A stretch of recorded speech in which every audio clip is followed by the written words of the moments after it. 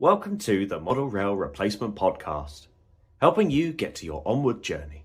A friendly service that helps you get from A to B, or probably nowhere at all.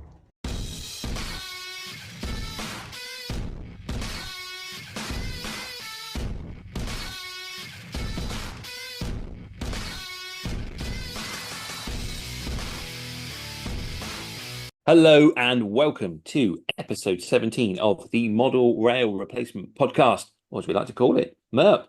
I'm your host, James, and with me is producer and co-host Sam. Good morning, everyone. Morning, Sam. How are you?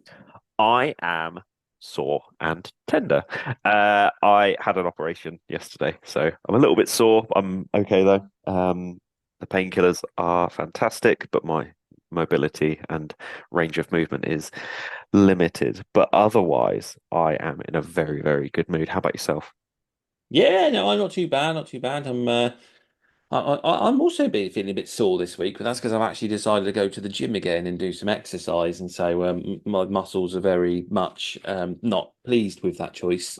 But I've been sort of quite badly putting it off for the last, I think, year, I'm going to say, of properly exercising. So I'm trying to get back into the habit of it, but it's mostly because the layout sort of took up most of my time during the day. But now I've got some trains running around the room, I feel less pressure to get stuff running and can actually do other things. You've effectively taken away the time limit of getting stuff done. So now you know that if you go out, it's not a case of that you physically can't do anything when you get back. And I think that's one of the best parts of it is now that you you've had the weight off your shoulders, so you can run trains and you can go to the gym and you can work on your traps. Let's go with traps. Yeah, yeah, that's pretty much it. Yeah, it's I think now I've got that, knowing that if I come in here, I can run some trains regardless of what else I need to do on it. I've at least got something that runs. So yeah, definitely less pressure to feeling of getting things sorted because yeah, I've really neglected the garden this year. That needs a lot of work, but it's kind of got to the point now where I've probably neglected it a bit too much. I keep looking at it going, I don't want to go near the garden now. But anyway, we're not talking about gardening. That's a different podcast. You can find that on Spotify or anywhere else. We recommend any of them. We've never listened to them, but ours is about trains. Alan Titchmarsh's Green Fingers podcast. There we go. That'll do. I don't know Um, if that's a real thing, sorry. the only time we're ever going to cover gardens is going to be garden railways, isn't it? That's Mm. that's about as close as we're going to get. Which is it's always been a dream of mine to have a garden railway. Always thought it'd be really nice, especially when like this time of year, like Railway Model always has a garden railway in their issue. And this month's is someone's done a Somerset and Dorset one. Yeah. So I was looking at that today on the train home, and yeah, it was like, ooh, that looks really nice. I really like that. And yeah, the magazines this month haven't helped in the wanting for O gauge because we have Old Elm Park in BRM as well, which is if you haven't seen it on the exhibition circuit, it's absolutely fantastic layout. It's a shed layout. It's not the biggest O gauge layout in the world, but it's a roundhouse that's indoors, so the turntables in the shed and all the trains are sat around. It's really dark and gloomy in there, and you come outside and you've got features that if you've been to Didcot Railway Centre, you will instantly recognise. So looking at them and that, I'm sort of like been very, very tempted, sort of patrolling the internet, looking at O gauge kits and sort of learning about kit building and that, and seeing if I'm brave enough to venture down that path. But I'm not sure yet. But we'll see. But have you been building anything this week, Sam?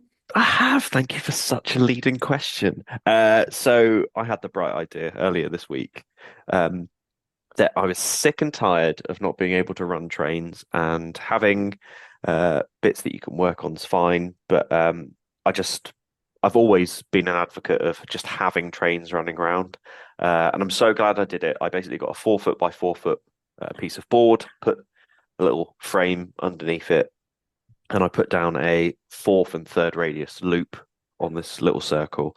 Now, it doesn't have anything technical like points or anything like that, or straights where you can have a nice station or anything like that. But I have lost hours of my week just watching trains go round and round on it, and I'm so glad I did it. And so I'm basically going to be building it up and doing some subtle scenics on it. There's going to be a nice scenic break, which is going to be another railway line going across the top, using some of the leftover bits of my bridge from the Ports Creek layout, which is currently in the loft. And yeah, I'm going to be working on that, and it's been just really, really nice being able to run some trains that since I took the old layout down, I've acquired over the last few months, or trains that I never got round to running on the old layout.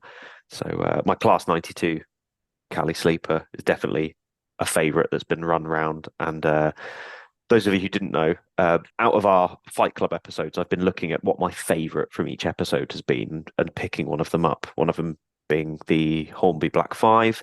And then I also managed to pick up Schools Class as well. And those two have been favourites running around as well. So I'm struggling to pick the LNER one. I don't think I love any of them enough to go out and buy them. But yeah, Not I've had even, not even a Curaçao J69. maybe. I think with steam locos, it has to be the right price because I don't love them as much as diesels. It has to be that sweet price of going, yeah, I want that. Whereas I've pre-ordered the Pania, the Kira Scale Pania tank. I've pre-ordered the Dapol 14XX. But LNER's just never been that region. But I want to pick Does it have to be from your list?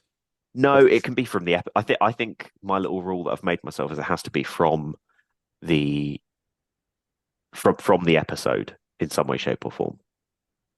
I reckon if you shop around, you can probably find a J15, and they're cute little engines. And Yeah, I also like the D49. I think the one that I said looked like the Schools Class. Um, oh, yeah, yeah, I know which one. Yeah, or D. Edward. Yes, Edward. I've been having a look at that, but I don't love any of them enough for me to go, yep, sold, buying it, sort of thing.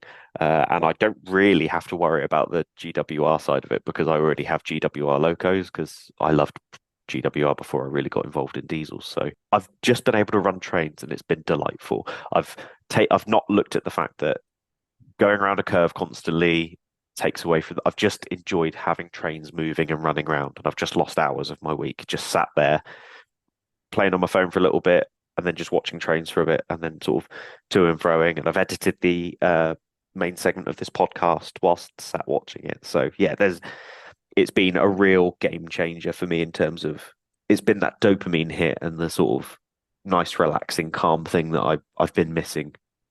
Yeah, recently. And that's it, isn't it? Sometimes I think it all depends on space and money and that. But if you can and like you are working on that big project, or like you said, and I was in the same boat as you, where we were waiting to move house.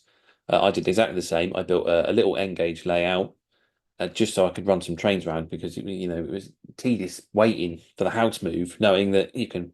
I was like, I'm gonna have this garage to build my layout in, but I can't get in there yet, and I want to run some trains. So yeah, I did exactly the same, and it was great. Just a little layout and just run a few things around, and maybe that's something for people to consider. If you were one of those armchair modelers or just box collectors that you just build up your stock and you haven't really run anything because you've got that dream layout, just get a bit of wood and some track and just build a simple little circuit and just get some trains running around. And sometimes that's all you need. Agreed. On top of that, I did something very, very special. It was last week, but it was after we'd recorded, so it didn't make the cut of the episode. So last week, I got to pop down to Gauge Master for a little private tour. So those of you who haven't seen it already, myself, Pete from NSE Latchmere, and Danny from various multiple units. James was invited as well, just to clarify, but unfortunately, just time wasn't on our side and availability. We were invited down to sort of do I think it's basically a social meetup. The idea that we spend all of our time on Instagram, Facebook, Twitter, Threads, and all these various different things, and we talk to people, but we never really get to meet them. And you can do that at shows, but it's not always the best place to just sit and have a chat, or it's so busy and hectic you don't get to do it. So what Gauge Master suggested was us sort of working with them and organising a meetup. So they said, come down, we'll have a chat about it. So I went down and had a chat with Gauge Master. They did a little tour with me around the factory in the warehouse, and I didn't realize that they own Train Tech as well.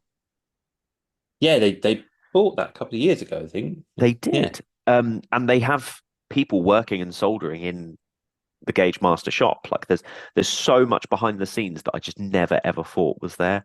The space of stock that they have just for Continental Modelling, which sits perfectly in this episode, is insane. Like I genuinely, Pete and Danny did a quick video about it, but it doesn't cover the space that they have behind there.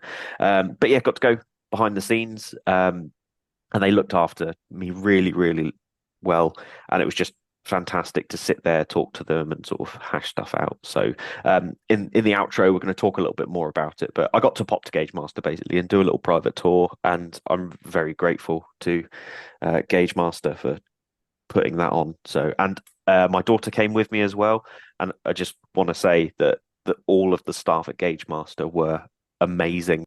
The staff was still amazing with my daughter. Like she likes trains. I'm really lucky, and she was playing, and they came over and showed her what to do and helped her and all this sort of stuff. And they were really, really good. And even when we did the backstage stuff, people were just so, so lovely to her. And when you have a child with you, sometimes like you don't want to be the burden, and the staff completely took that out of my hands, and they just really looked after not only me, but they looked after my daughter as well, and they made us both feel really, really welcome. So Gauge Master, all of you, thank you so much. Yeah, that sounds really great. Yeah, I was a bit disappointed I couldn't make it, but yeah, as you say, there's I had other commitments, and it's just a little bit too far for me to go for a little jolly out, unfortunately. So yeah, but it did look like you had a very nice time there, and I was very envious of the biscuits and cakes that seemed to have been provided. Missed out on, but there we are. Never mind. Yeah. But yeah, you're absolutely right. It does tie in nicely with today's subject, which is continental modelling, because it is almost holiday season, and we were thinking, well, if you're anything like us, you go on holiday, you look at a railway, and you think, I want to model that. So we're going to take a short break and talk about absolutely ridiculous fantasies of building railways that are just completely impractical. Hope you enjoy it.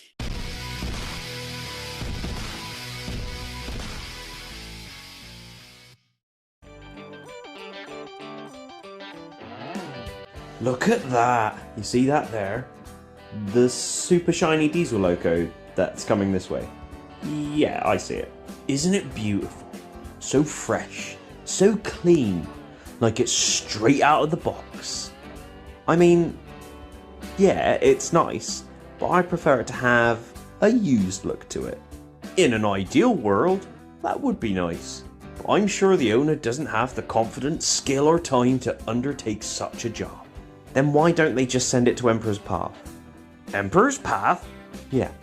SBJ has years of experience in model railways and wargaming, the ability to meet your weathering needs, and works with you during the whole process to ensure the project is how you want it, not like it's come through a factory.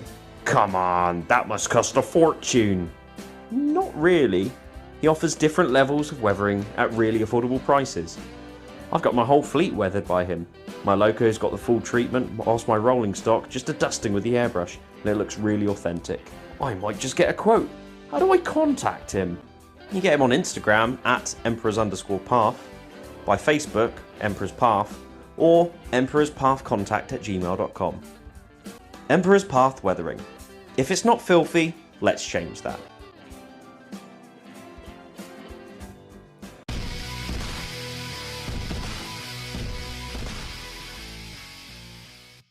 And we are back. Now, I'm not going to lie, there's not many episodes of the show left, and me and Sam are pretty much in holiday mode, ready to just ditch work and have a nice time. And that got us thinking, whilst we talk a lot about our UK-based railways, as we are UK-based, we do have the occasional modeller from abroad, such as Mitch from Mitch's Models.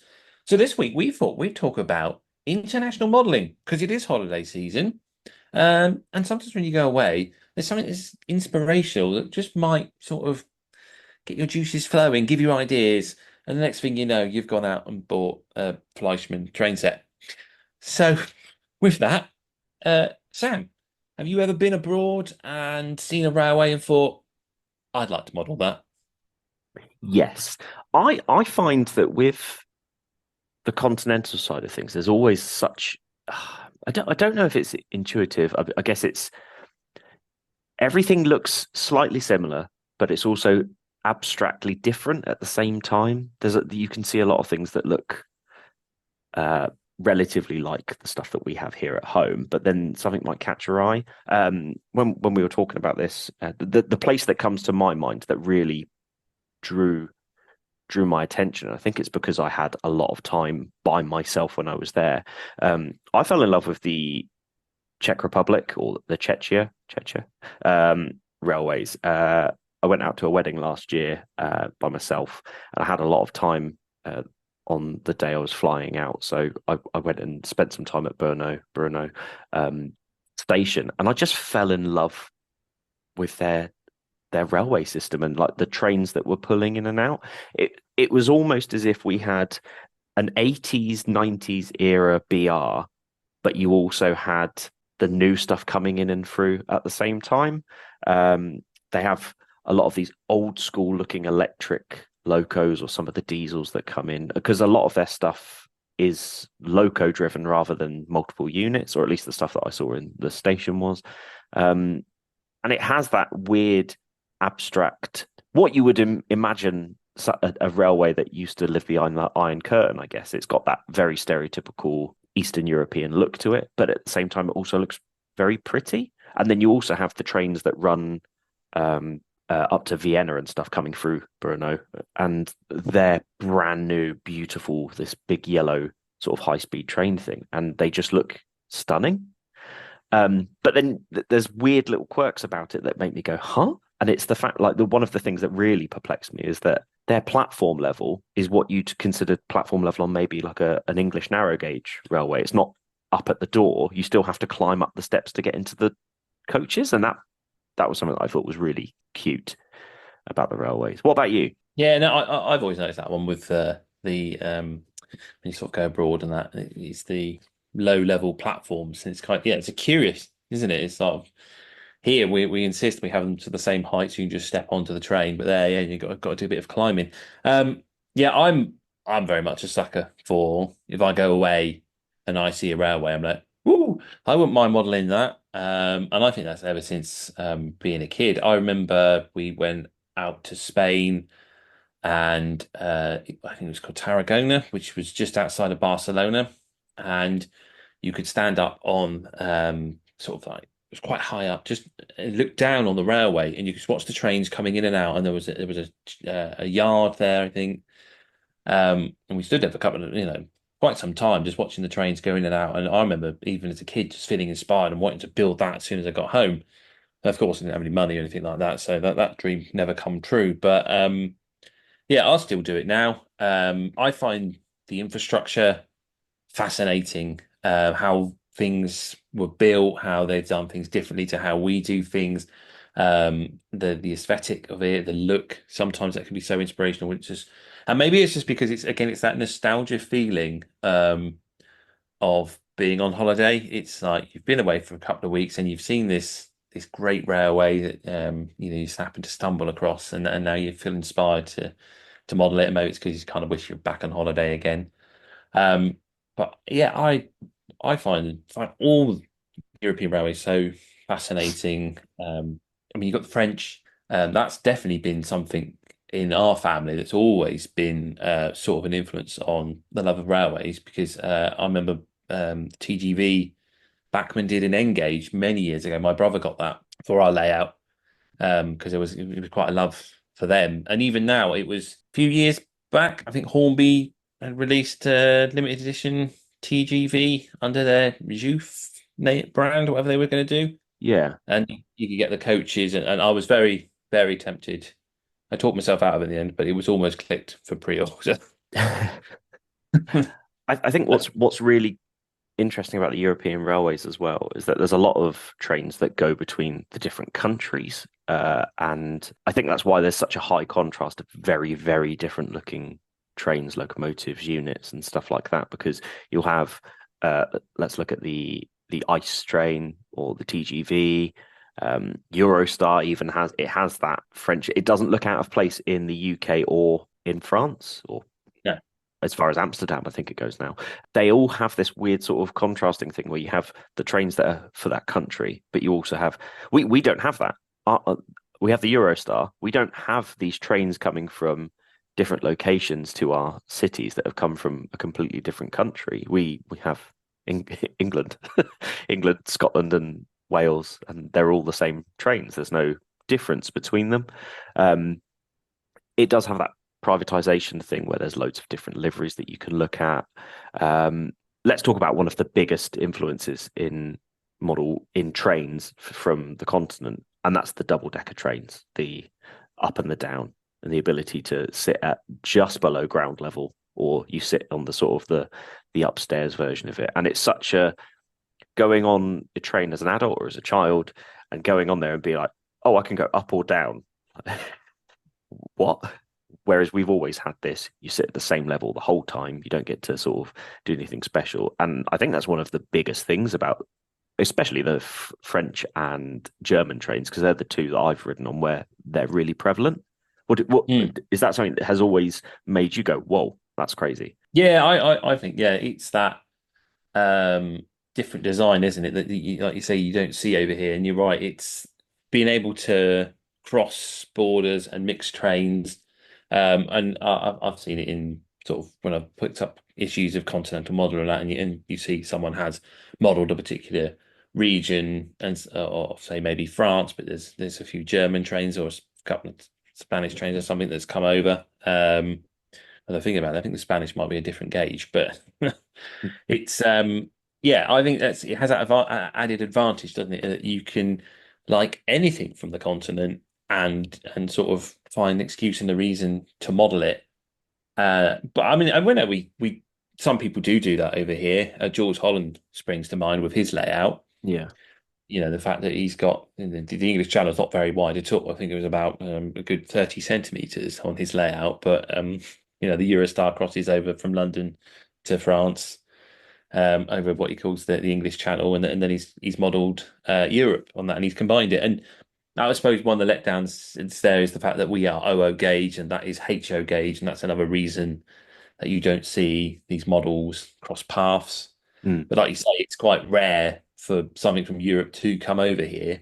I think off the top of my head, we've had the TGV version of the post train that snuck through once to St Pancras on a secret testing. And I've seen one other, I think a video photo, but it's the freight locos they use on the Eurotunnel, the French designed ones. Yeah. I think you've gone as far as Dorland's Moor, maybe a little bit further. I think I saw something like that. And I was like, oh, didn't know they ventured that far.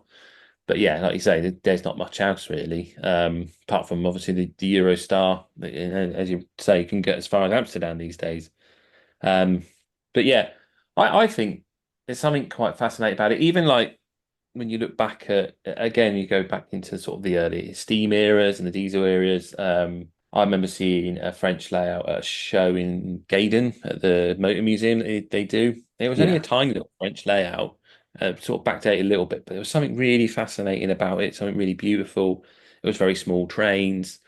Yeah, I always look at the French stuff and feel quite inspired by it. But and again, German stuff. Never been to Germany in my life, but I'll look at German layouts or pictures of German engines, and there's something about them as well that's quite fascinating, and it makes me go, "Oh, I wouldn't mind modelling that actually. That'd be quite cool to model." But again, it comes down to space, cost, time. I think they're all just pipe dreams, but obviously not for everyone. There are modelers out there that do like to prefer a model of somewhere other than the UK. Let's not forget we've got our American cousins and their railroads, which are always quite fascinating, especially those massive, giant freight trains that they model, and then the start of modeling, because obviously they're the easiest videos to watch on YouTube if you're wanting to watch something that's not UK based. You know, you just go home and watch what what certain American modelers are doing, and I really love some of the stuff that's modelled over there, how they do it, the different approaches to it, the fact that they've got,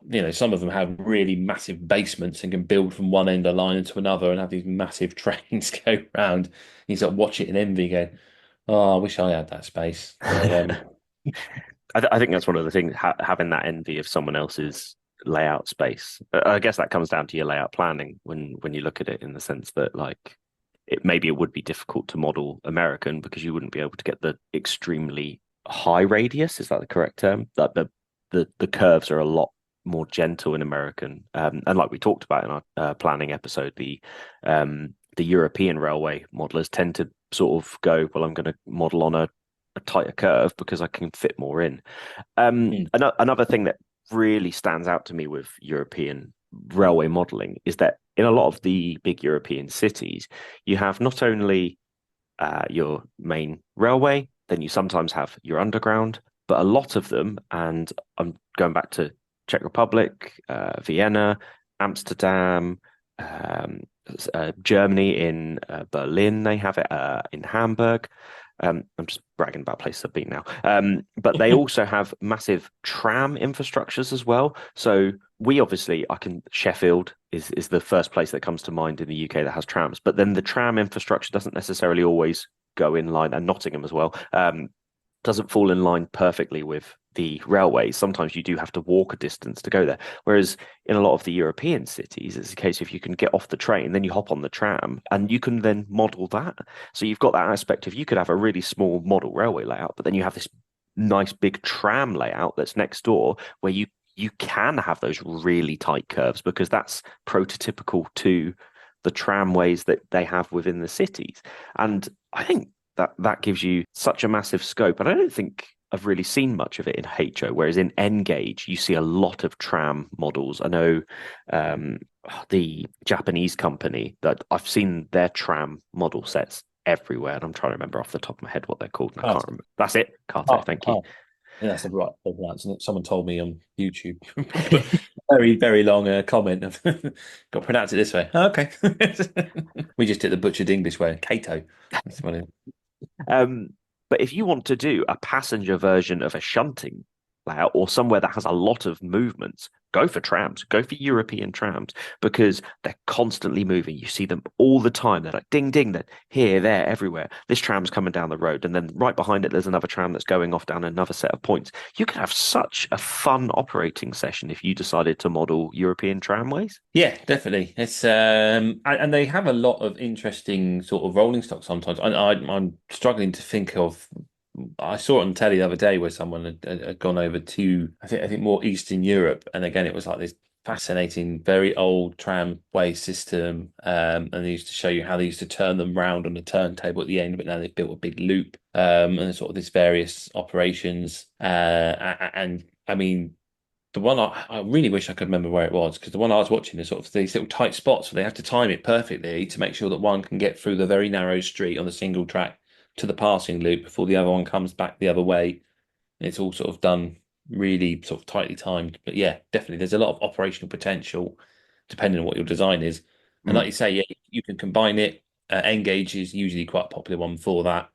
I think, top of my head, I think I saw it on, yeah, it's when I went to the N-Gauge, the International N-Gauge show, should I say, in just outside Leamington Spa.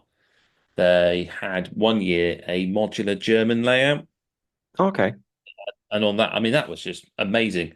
And that sort of covered every aspect of, I think, German railways that you could probably think of, bar probably some of the narrow gauge stuff, just in what they'd modelled, the various sort of like a little river port or, a big city or a town or going around a castle. And yeah, like I say, the city, that was a really big station.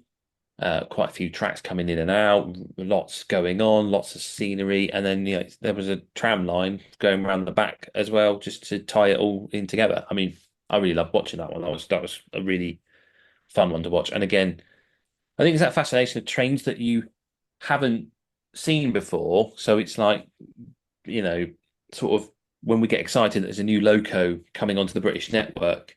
I remember when the 70 first turn up, that was all very exciting. There's this new loco, or the 68s. But like if you don't really have a massive knowledge of European railways, you go over there and all of a sudden you're like a kid in a candy store. There's all these new trains that you've never seen before. Like, oh, I like that one. Oh, I like that one. Oh, I wonder where that one's going. I wonder what that one's doing. I think maybe that's where the appeal of it comes from. Mm. When you're sort of going away and looking at these things and getting ideas. I think the fact that they also have it where you have some of their system that's or like the stock that they're using is decades old. And then you've also got the brand new stuff. And it's such a contrast, even going on it. So I remember going on Eurostar to France, stayed in Paris for a few days, and then we got a sort of suburban style train to meet up with my wife's uh, family after a couple of days in Paris. And those three major train journeys that we went on, not including the tramways and the underground and stuff in Paris, the suburban train that we got on, whilst it was still beautiful, it was like something out of this, like a 70s TV drama, like the maquette. Is that the right term for the seat covers? The sort of the design of the cushions and the seats and stuff. And you look at it and you go, this looks like it's out of a 70s like police drama kind of thing. One thing that does put me off the European circuit, and this isn't because I'm a Southern boy, it's all overhead. There's a lot of electricity and there's a lot of overhead.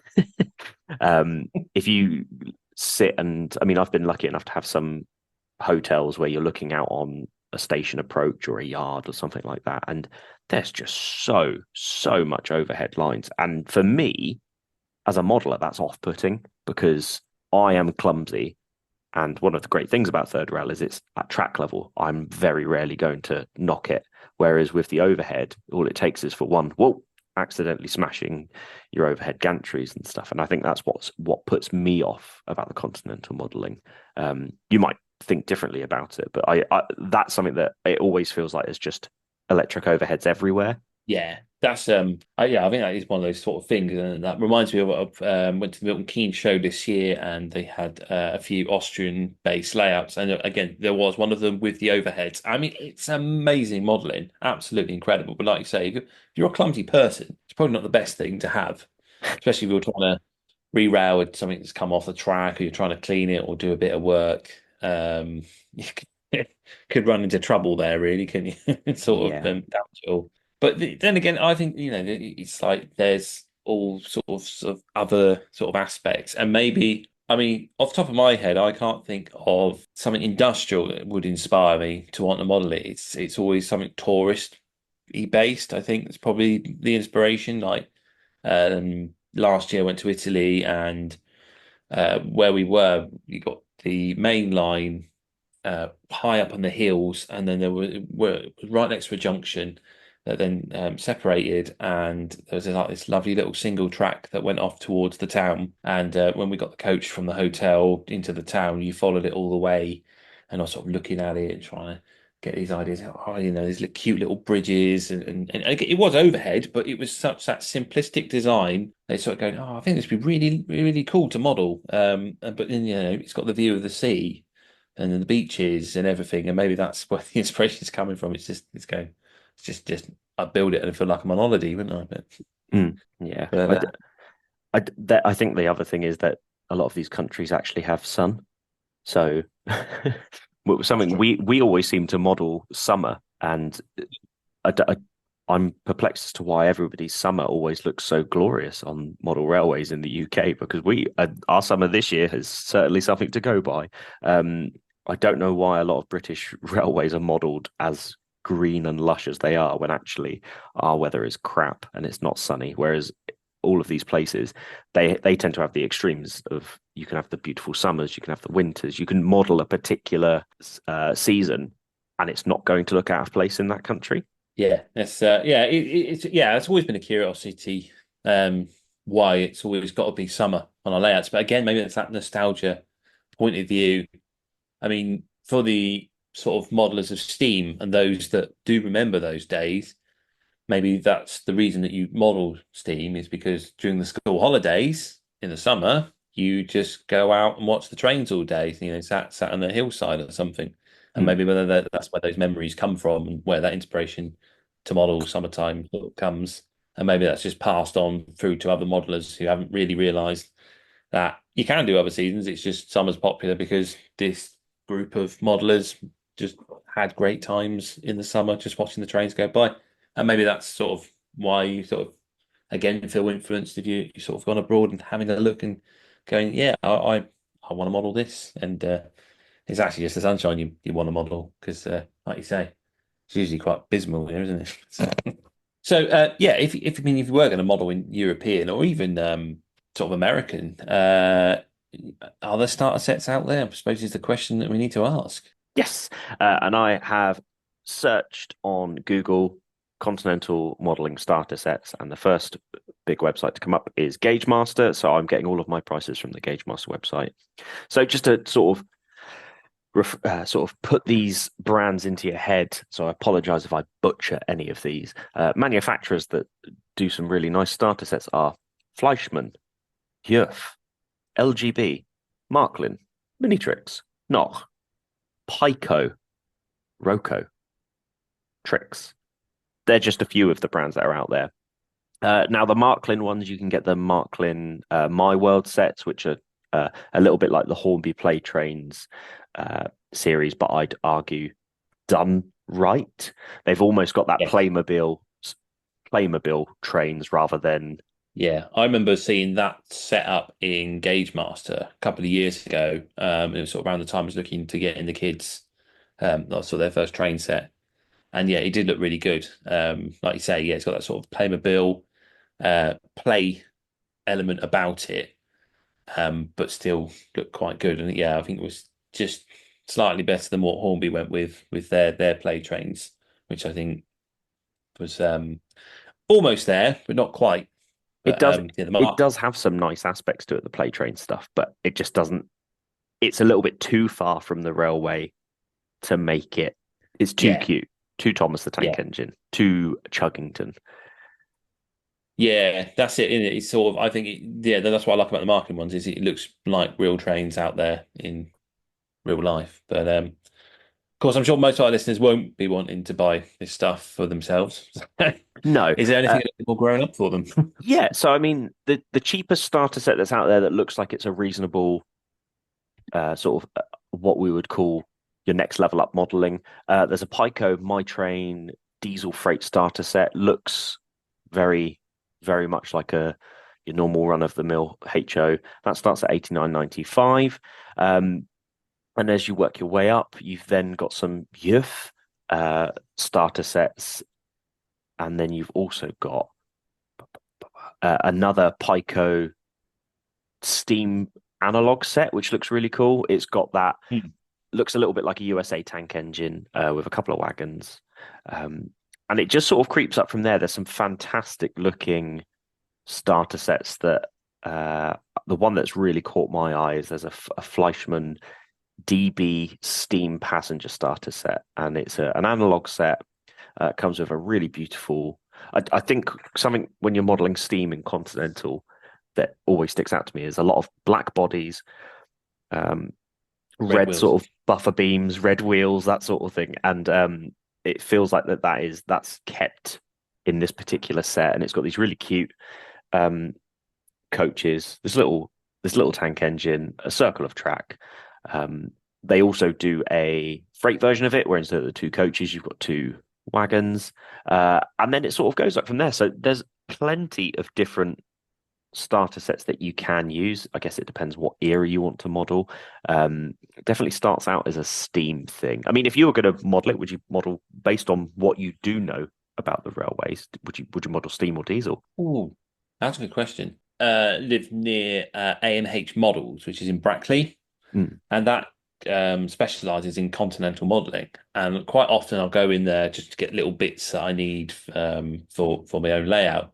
But he's got cabinet after cabinet full of there's German, there's French, there's Italian, and I find myself sort of staring at them sometimes. And the French steam locomotives look quite attractive, but same with the German ones. But then kind of like the diesels and electrics, I don't know where I would start.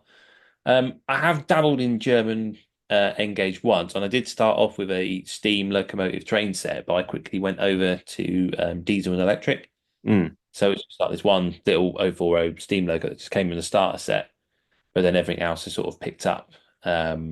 Was sort of diesel. I think I got a 151 electric locomotive off the top of my head, yeah. and a few other bits. It was a very long time ago. I can't quite remember everything I had, but yeah, I don't know where I would honestly start, but possibly I think maybe German steam. I think Mm, is what's calling to me. Maybe that or I something sort of maybe French 1980s diesel, maybe yeah. something like that. What about you? Yeah, I think no shock, I really like the diesel stuff, but whereas I'm mostly a passenger person in my current hobby, I really love the I wouldn't be able to say where it's from, but I really love a lot of the freight stuff that's on here. Also, this is once again on the Gauge Master website. The diesel freight stuff just looks fantastic. And the what's great about the diesel locos is they all look like the Lego train, all the Lego trains that have been out that have always been the freight sets over the last 30, 40 years. All of the locos look like those locos because that was something I always found with the Lego sets is that none of the locos look like our locos, and it always like I was like, oh, I don't recognize that. But all of the locos that you can see, they just look like the Lego locos, but in real train form, and yeah, they've got this industrial, grimy look to them that I really, really love. Yeah, it's yeah, I know what you mean with the Lego locos. I remember, like I say, as a kid, I got one of the sets. It was the old Lego one with the third rail in the middle. You ran it around on that, and again, it's like I don't really recognise this engine, but sort of when you start looking into it, go, oh, that's where they got the basis of that one from.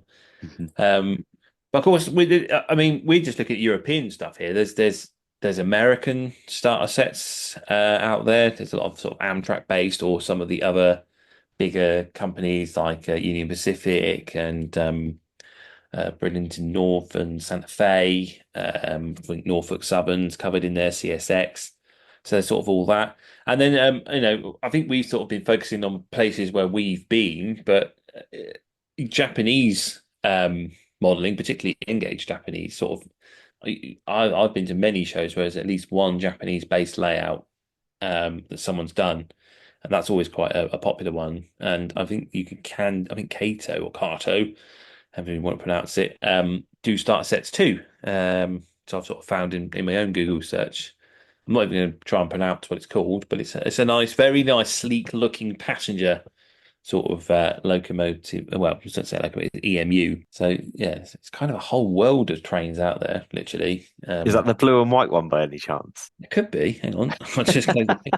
Yes, it I is. Yeah, sort of purpley blue. Yeah, funnily enough, I saw that and I went, I'm not even going to try and butcher that for the world to hear. E353. There we are. It's at the top of the box. There's, yeah, I mean, I've concentrated on the European side of it, but James is right. There's plenty of different rest of the world model railway stuff that you can do. James did a fantastic video on BAO, which was a Chinese last steam layout, and that's a fantastic video to watch. It was done by an English person, but modeled somewhere in the rest of the world. And there's some fantastic opportunities for modeling by doing all of these things. So, I mean, that layout is definitely a prime example of what we're talking about. It was a case of the Paul Stapleton, who's the owner of the layout, him and his friends went out to China, I think around 2001 when steam was just about to be abolished, or, purposely out there to go and see those steam engines. He took photos and videos and all sorts of things, and he just loved it so much that he decided when he got back, that's what I'm going to model. I'm going to build that. And if you ever see it on the exhibition circuit, it's a fantastic layout to look at, and it's not pretty. It's industrial China. It's lots of concrete buildings. There's very little greenery on it. The skyline is an orangey color just because of all the pollution that was in the area. And I remember someone asking Paul why was it orange, and he said, "Well, that's how it looked when we were there. It's the sky was that color because it was just so polluted."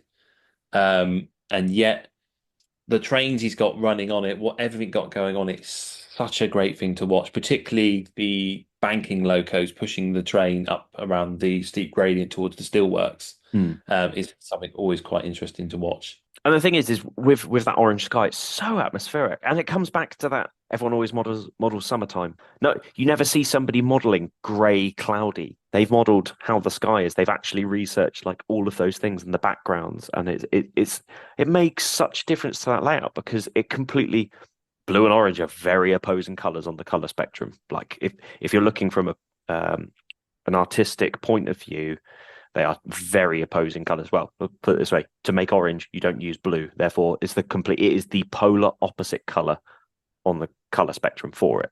So it makes such a difference when you see that orange background rather than the stereotypical blue that we see everywhere. And that I think that's one of the things that makes it such a great layout. Yeah, it makes you, and they have the lighting rig around it as well, and it does make you feel immersed in the scene, and it does really pay off, I think, using that color to sort of set the tone, and it does have that feeling of yeah, you're not in a particularly pretty area, and this does feel a bit grotty and grimy, but there's still the excitement of the trains running round. Mm. But yeah, I mean that's one example of something where someone's been on holiday and they decided to model it. But I mean, I've seen so many different continental layouts now on the exhibition circuit of areas I've sort of been surprised and never seen before. I've seen a Dutch one, I've seen a couple of Australian ones now. There's Austrian base is quite popular because obviously the Swiss Alps and everything like that. That people love modeling that, and it always does look really good. I think there's some even more unique ones, which off the top of my head I can't really think. But I think wherever you go, there will always be something that might just inspire you to decide that, you know what, I'm not going to do UK. I'm going to do this. This conversation's unfortunately got me going, oh, I'd love to do that. I'd love to do that. And I think out of everything that we've talked about, I'd love to do a little tram layout, maybe in N gauge. I think a little tram layout would be really, really beautiful, especially if you did like a automated version of it. I just think you can model all these big buildings around it, maybe a park on one side and all these things. You can have that really condensed city feel to it without feeling like you're forgoing your turns, your curves or anything like that, and the radius that you're using. And I think that's definitely something that I'd be interested in modeling in the future. Yeah, it's always a temptation. I had intended to have a go at some American railroad modeling, try and build something kind of small in N-gauge. But sort of I recently sold that all off just because I felt I hadn't got the time or the money to really start investing in that. But maybe in the future I might look at something a little bit less ambitious. Yeah, maybe that's sort of a project for the future kind of thing. But one of the things that I've seen on YouTube recently is like James Hinton. He likes to build his little layouts, and he's done I think it's sort of a German industrial layout, just a little shunting layout, and that's quite a nice little thing to watch. And he's got this little operating session. It's nowhere in particular. There's not sort of dedicated industry. It's just runs just a few things that he likes, and that's been quite an interesting one to watch. And maybe that's sort of an idea for the future, maybe. It's funny you mentioned that because I literally watched that video yesterday. And yeah, it is, once again, it helped the fact that I mean, James and I plan, believe it or not, there's a 6-month plan of episodes that we're currently in, and it just so happens that people around us have started posting about Continental stuff. So yeah. Yeah, it's. I think they may have got hold of our list because, yeah, coincidentally, Hornby Magazine also produced a little supplement this month to go with a magazine on international modelling. So it's all quite amusing that we haven't stolen the idea. We've had this ages, but obviously everyone else is thinking along the same lines. Yeah. But of course, not everyone goes abroad, and much as we can talk about international modelling, we may never sway some people to venture out of UK waters. So there was always the staycation holidays, and as we're sort of talking of this subject, holidays, places to go, and that I think heritage railways are probably something that we shouldn't forget about as we approach the well, I say summer months, the hopefully drier months of the year. The less wet. Yes, not as wet as the first 6 months, maybe. So, yeah. Is there any sort of heritage lines that you like to visit over the summer months that you always find inspiring, anything like that? So for me, there's the tradition of usually every summer I try and go to the Watercress Line at least once, or the Midlands Railway at least once. A fantastic show of things going on, and it's always worth looking at all the different heritage railways and what they're doing and what they're offering, because there are some really beautiful ones out there. I mean, one that I haven't been to yet but would love to go to is the Swanage Railway, and one of the best-selling bits about that is the fact that it's right next to Corfe Castle. So if you have a National Trust membership, you could jump off at Corfe Castle train station, go up, visit the castle, and there's a beautiful scene. Because I've been to Corfe Castle, I've just never been to Swanage Railway. Um, Really? I mean, because you live a lot closer to Swanage than I do, yeah, and I've been to Swanage many times. it's. I mean, we don't travel. Well, we usually go north if we travel for us. Yeah, it's just never. It's on my radar, and it's a bit like the Severn Valley. I really want to go to the Severn Valley. It's just finding a time to do it. Um, but yeah, I mean, I do want to go to Swanage, and maybe one day I will. But there's some beautiful sites around, and not just the big ones that you see posting all the time. There are some really, really lovely. The Colne Valley Railway just outside of Halstead. I always remember going and looking at the trains down there when I was younger. They've just got a HST set up there as well that's currently running some of the sets around. So, yeah, I mean, there's so many heritage railways around the country that you could visit. It's really Oh yeah, worth if you're going on a holiday somewhere, see if there's something near you. yeah. If I'm going UK based, I always try and go somewhere that's near at least one railway that I may not have visited before. Mm. So I'm in Cornwall. We've done the Bodmin and Wentford Railway, which is a nice little railway, and it's sort of an unusual one because it's you go out of Bodmin General, I think that was as it was known. And you go out towards the main line and get to Bodmin Parkway, and then you can see the Great Western Main Line there. And then you go back into Bodmin General, and then you can go out towards Wadebridge that way on the old route that went along there with the old China clay trains that come through. And that's a lovely little railway to sort of see. There's a few others around Cornwall. I think the Launceston Railway, I think, which is now a narrow gauge railway. It was a standard gauge, but they've built a narrow gauge on top of it. We visited that one once. There's Dart Valley. Oakhampton used to have a Thumpy unit running, and I can't remember the quite name of the railway, but I don't think they do that anymore because I think GWR now run all the way towards sort of Meldon Quarry Way. Or maybe they do. Maybe it was the shop that went. Anyway, but there's loads of places. There's loads of railways. Um, Even like sort of more inward, you've got the likes of Didcot Railway Centre. There's Leighton Buzzard Railways. They sort of come to mind. And I know there's a few around Northampton. There's some very little ones. There's a really, really small one. I didn't know about this. I've been driving past this for years. I can't quite remember the name of it. But when you come off the A43 and you pass under the M1, you're driving towards Northampton, and on the right-hand side, there's a park, and in that park is a very small railway where you can do diesel brake van rides. I will try and look up the name of the railway and mention it at the end of the show. But it's something that I still need to go do. I didn't even know it was there. So yeah, sometimes you don't even need to go too far to actually find a railway to visit. But yeah, this year we're going to go have a look at the Talaclin Railway. So that's on our little adventure list for railways this year. Very nice. That you have reminded me. Obviously, there's the narrow gauge scene. The Barla Lake Railway, beautiful, beautiful little narrow gauge railway. It is literally runs alongside the shore of Barla Lake, and there's some beautiful sights there. And one of the things about narrow gauge is everything can be closer.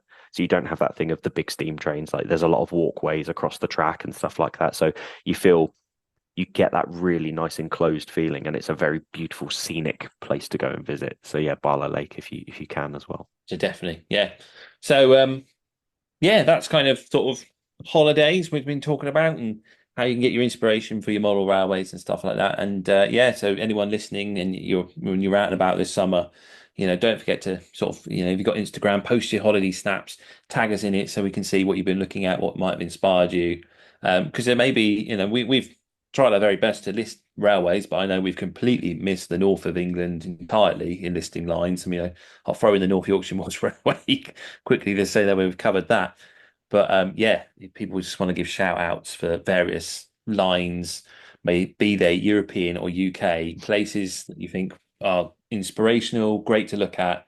Yeah, put them on your Instagram account, tag us in it, let us know. It'd be great to see. I think we'll take a short break now.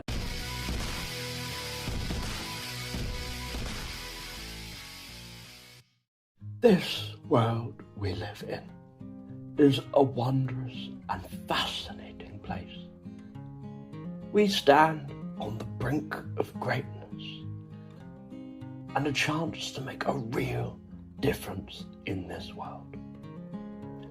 Two people who are not making a difference in the world are James and Sam.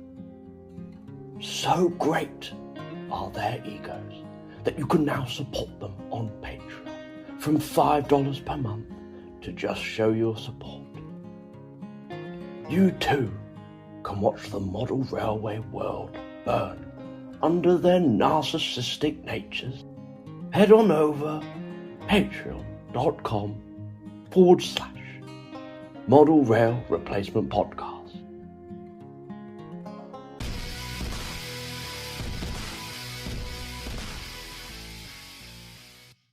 Okay, we're back, and I'm really hoping that was an interesting subject. It's probably quite evident that it's something that we're not massively knowledgeable on, and we were just sort of reminiscing about holidays, I suppose. But I suppose the idea is you don't have to do UK modelling. There is other things to look at, and maybe you might find a little subject that would inspire you and something you enjoy doing. But yeah, we just thought it'd be something different, and because holidays are coming and we're just thinking about going on holiday, really. Yeah. I also said in that segment that I would find out the name of the railway in Northampton that goes around a park. It's the Northampton Ironstone Railway. And it's in the West Hunsbury Park. No, sorry, Leybridge Park, which is in West Hunsbury of Northamptonshire. So that's something to look out for people around that area. It's just this tiny little railway. I didn't even know it was there. I just happened to stumble across it on Google Maps. And yeah, it looks like you just go out on a break van special, just round the park. That's that one. What else are we covering on here, Sam? I'm struggling to remember what we got listed. There's quite a bit to talk about now, isn't there? Yes, for this particular episode, we've got quite a few events that are coming up that we want to shout out. Now, in the intro, you will have remembered that I talked about going for the Gauge Master walk round because we were talking about a social event. I can, in fact, tell you that the 11th, so Sunday, the 11th of August, will be the social gathering day, the social media day, the Instagram day, however you want to look at it. But regardless of anything else, Gauge Master will be open with a marquee for just a meetup and a chat. And we're also talking about doing maybe some tours around the actual Gauge Master site. So if you want to have a look at behind the scenes at Gauge Master, there's certainly the option of doing that. Myself, NEC Latchmere Pete, and various multiple units, Danny, we will all be there as well. It starts at 11 o'clock, so make sure you come along and say hello. But that's not the only thing that's going on in Gauge Master for the month of August. It is their 50th birthday, so they have quite a few events coming up. And here's just a few of them that I wanted to shout out. So on Saturday, the 3rd of August, between 10 and 4, Gauge Master are releasing their brand new Infinity controller, which, having had a look at it behind the scenes, I can tell you that it looks insane. So if you want to have a look at that on the date it comes out, Saturday, the 3rd of August is when they're doing that. They're also doing a train trade show. So Gauge Master don't deal in secondhand products. So they are doing a specific train trader day, which is a pre-owned show or market, which will be on Saturday, the 10th of August. Once again, 10 till 4. Then on Saturday, the 17th of August, they've got a GM Motor Show, which is slot car races. So if you're into your Scalextrics and the like, you can pop along and have a look at stuff then. That's also at 10 till 4. And then on Saturday, the 24th of August, 10 till 4, there is also the Ford Festival of Railways, which is just a general celebration of model railways. On top of that, on Wednesday, the 14th of August, they are also doing a Hellian Open Day. Now, I have very kindly been invited along on that day to weather some Hellion Helgen locos. So if you can't come along on Sunday the 11th, but you do fancy catching up with me, I will be there at the Hellion Day and I will be weathering locos whilst I am there. So pop by and say hello on that day as well. And thank you once again to Gauge Master and Hellion for inviting me along for the day. Yeah, that sounds great, doesn't it? There's a lot going on. I've seen a lot of press for it. It's very exciting. All these events, and it's great when for a business in model railways to be celebrating their 50th birthday. It's always a good thing to hear, isn't it? So many happy returns to Gauge Master. Indeed. Now keep your ears on the ground for more stuff involving Gauge Master, because we have got some little treats coming for you in the next couple of episodes. However, this is coming out on Monday, the 15th of July, and I would be a terrible host to not tell you that on the 20th and the 21st of July, there is the Chatham Model Railway Show, or Chatham, if you're from that neck of the woods. If you do fancy coming along, I will be at the show doing weathering demonstrations as well as weathering whilst you wait. So if you're interested in getting some stock weathered with the airbrush on the cheap, let me know. I'll be there. You can pop by, drop some stock off, and I'll weather it within a very short time frame for you. There will also be plenty of model railways on show, as well as Danny from various multiple units and many, many other traders and model railway layouts. Excellent. Sounds like a great little show. Yeah. James, have you got anything that you want to shout out today? Yes, so this weekend will be the annual Northampton District Model Railway Show that they hold in Road. It's a great little show. I've been going sort of every year, bar one when it was on when I was away. So yeah, if you're in the area, that's a recommendation for me to go see that. It's not the biggest show in the world, but there's always a great selection of layouts to see there. And I believe if you're a Backman Collectors Club member, you can get in on a discounted rate as well, providing you show them your membership card. That sounds amazing. Sadly, I won't be able to attend it, but it does sound like it would be a very, very good show. Now, I believe that is all of the shout outs that we have for this week. But James, as is tradition on all of our episodes, we like to give a shout out to various social media accounts, whether it's historically, it's always been YouTube, and I'm not going to be breaking that trend today. But James, do you want to go first this week? Okay, well, yeah, the social media shout out this week is G. Williamson Models, or George Williamson. You may or may not know him. He's on YouTube. He's got 4.69 thousand subscribers, and he is a 009 narrow gauge modeler. Very similar modeling to what I did with my own 009, but his is definitely of a Tanaclin influence and most certainly a Skarloey railway influence in there as well. And many great videos of he's done like the Renius conversion kit, or should I say Dolgot conversion kit, and he's done a Renius. He's done like Skarloey diorama. He's built little layouts, and they're absolutely beautiful layouts that he builds. Really highly detailed, scenically wonderful, and he's also managed to get one of his layouts into Railway Modeler as well. So that's my shout of the week. It's a great little channel if you can go find it. Always very enjoyable, and it's one of those sort of relaxing sort of style channels as well. It's not really loud, heavy music. It's very gentle and sort of is it ASM kind of? I think that's what they kind of describe those things when you sort of relaxed and ASMR ones. yeah, something like that. So it sort of gets those kind of vibes. Yeah, I think it's got that narrow gauge thing to it that anyone who does narrow gauge and does it well has a calming sense to it, and I think G. Williamson does it perfectly. There's also doesn't take the modeling is outstanding, but also he doesn't take himself too seriously during it as well. I like the crab. He has the crab that holds his tools for him. That's always funny for me. Yeah, so completely think that it's a definitely worth a shout out. So well done on that one. What have you got, Sam? So this week I'm going for Cheeky Tech. So that's cheeky with TEK on the end of it, all one word. Now, I love this channel because very Network Southeast inspired, especially around the London area. And the initial layout, I remember it being in one of the Model Railway magazines last year, maybe the year before. really lovely layouts, but they've taken it from the shed and now moved it indoors, and they're rebuilding the layout at the moment.